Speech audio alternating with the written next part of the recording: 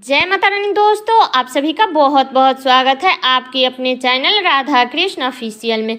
उम्मीद करती हूँ आप लोग बहुत अच्छे होंगे। तो ये बताने के लिए कमेंट बॉक्स में जय श्री विष्णु जरूर लिखिएगा।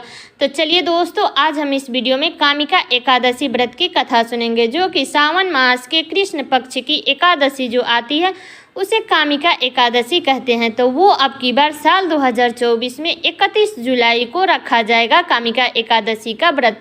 तो जब भी हम व्रत करते हैं तो अगर हम उसका कथा नहीं सुनते हैं तो हमारा व्रत पूरा नहीं होता है, इसलिए आप लोग कथा जरूर पढ़िए या सुनिएगा। तो चलिए कथा को शुरू करते हैं। तो सबसे पहले आप सभी को कामिका एकादशी की ढेर सारी शुभकामनाएं। आप और आपके पूरे परिवार पर भगवान श्री हरि विष्णु की कृपा हमेशा बनी रहे। तो चलिए कथा को शुरू करते हैं। कामिका एकादशी को श्री हरि विष्णु का सबसे उत्तम व्रत माना गया है। इस एकादशी की कथा भगवान श्री कृष्ण ने युधिष्ठिर को सुनाई थी।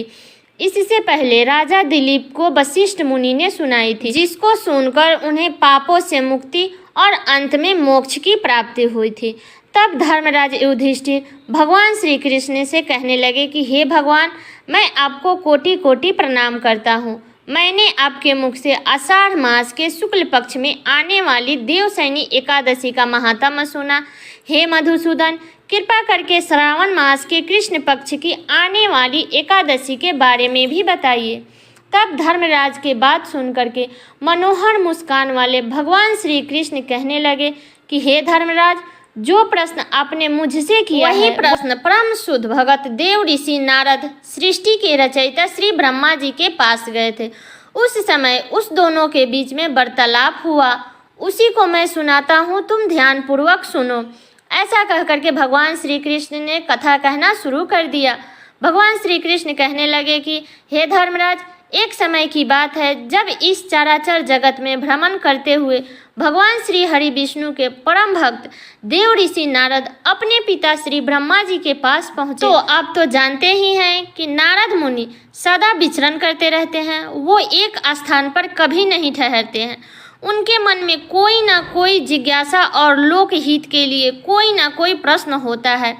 ये बात भी सत्य है कि उनका प्रश्न सदैव मनुष्य के हित के लिए होता है। तो ऐसा ही एक प्रश्न उन्होंने श्री ब्रह्मा जी से पूछा और कहने लगे कि हे कमलासर, हे परमपिता, पवित्र श्रावण मास के कृष्ण पक्ष में कौन सी एकादशी आती है और उनकी पूजा का क्या विधि है? इस दिन किसकी आराधना होती है और इस व्रत में क्या लाभ मिलता है, मुझे बताइए। तब नारद मुनि के बातों को सुन करके, उनका प्रश्न सुनकर श्री ब्रह्मा जी कहने लगे कि हे नारद, लोक कल्याण के लिए जो तुमने हमसे प्रश्न पूछा है उसका उत्तर सुनो। श्रावण मास के कृष्ण पक्ष में आने वाली परम कल्याणी एकादशी को कामिका एकादशी कहा जाता है और ये एकादशी इतनी पावन और पवित्र होती है कि उसे सुमिरन मात्र से ही वेदों में वर्णित वाजपेयी यज्ञ करने का फल प्राप्त हो जाता है। जो मनुष्य इस एकादशी के दिन चतुर्भुज रूप में शंख चक्र गदा भगवान श्री हरि विष्णु की पूजा करता है, उन्हें हर प्रकार का पुण्य फल की प्राप्ति होती है। उस दिन भगवान श्री हरि की पूजन करने से जो लाभ प्राप्त होता है, वही लाभ उसे गंगा नैमी शरण और पुष्कर क्षेत्र में भी प्राप्त नहीं हो पाता है। जब सिंह राशि बृहस्पति के सहयोग में सोमवार के दिन आने वाली पूर्णिमा के शुभ अवसर पर गोदावरी नदी में स्नान करने से जो पुण्य फल की प्राप्ति होती है, वही फल कामिका एकादशी के दिन भगवान श्री कृष्ण की आराधना करने से प्राप्त होता है। इतना ही नहीं, हिमालय में केदारनाथ का दर्शन करने से, सूर्य ग्रहण के समय कुरुक्षेत्र में स्नान करके दान करने से, समुद्रों और जंगलों सहित संपूर्ण पृथ्वी का दान देने से और गंडकी नदी में स्नान करने से जिस पुण्य की प्राप्ति होती है, वही सारा पुण्य फल इस कामिका एकादशी का श्रद्धा और नियम पूर्वक पालन करने से प्राप्त हो जाता है। तो जो व्यक्ति इस मंगलमय एकादशी का पालन करता है, उसकी पूजा स्वयं देवता, गंधर्व और नागलोक के वासी किया करते हैं। ब्रह्मा जी ने इस एकादशी का गुणगान गाते हुए आगे कहा, देव ऋषि, स्वयं भगवान श्री हरि विष्णु ने मुझे बताया है कि जो भी मनुष्य इस कामिका एकादशी के दिन व्रत और उपवास का पालन करता है, उसे सारे आध्यात्मिक ग्रंथों के अध्ययन से भी ज़्यादा फल प्राप्त हो जाता है। तो जो मनुष्य संपूर्ण निष्ठा और नियमों के साथ इस एकादशी का पालन करता है और रात के समय में भजन कीर्तन करके भगवान श्री हरि विष्णु का ध्यान करता है, उसे यमदूत के दर्शन कभी नहीं करने पड़ते हैं। इस एकादशी का एक विशेष महत्व और भी है। जो भी इस दिन कृष्ण प्रिय तुलसी मंजरी के 9 अंकुर भगवान श्री हरि विष्णु के चरणों में अर्पित करता है, तुलसी दल अर्पित करता है, उसके अगले पिछले सभी जन्म के सारे पाप नष्ट हो जाते हैं। और इस दिन तुलसी जी की पौधे का मात्र दर्शन करने से और दीपक जलाने से सभी रोगों और भय से मुक्ति हो जाती है। तुलसी महारानी भगवान श्री हरि विष्णु की इतनी प्रिय है कि वे अपना कोई भी भोग तुलसी दल के बिना स्वीकार नहीं करते हैं।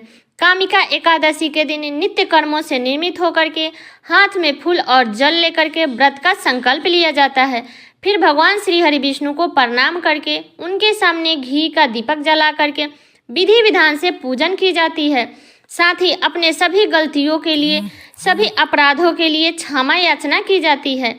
इस दिन सुबह और शाम के समय घी, तेल या तिल के तेल में दीपक जो जलाता है उसके पुण्य की गणना तो स्वयं चित्रगुप्त भी नहीं कर पाते हैं।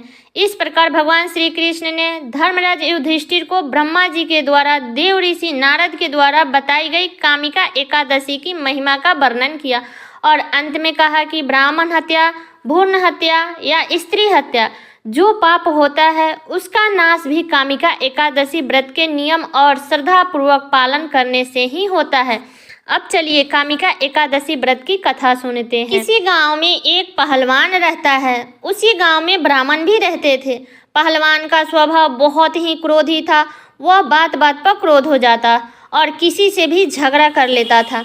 एक दिन की बात है, गांव में ही एक ब्राह्मण से उसकी बहस हो गई। बहस इतनी बढ़ गई कि उन दोनों के बीच में हाथापाई होने लगी और इसी हाथापाई के बीच पहलवान के हाथों से ब्राह्मण की हत्या हो गई। अपने हाथों से मारे गए ब्राह्मण की क्रियाएं वह पहलवान ने करनी चाहिए, लेकिन पंडितों ने उसे क्रियाकर्म में सम्मिलित होने से मना कर दिया और ब्राह्मणों ने कहा कि तुम पर ब्रह्म हत्या का दोष है, पहले प्रायश्चित करके इस पापों से मुक्त हो जाओ, तब हम तुम्हारे घर पर भोजन करेंगे।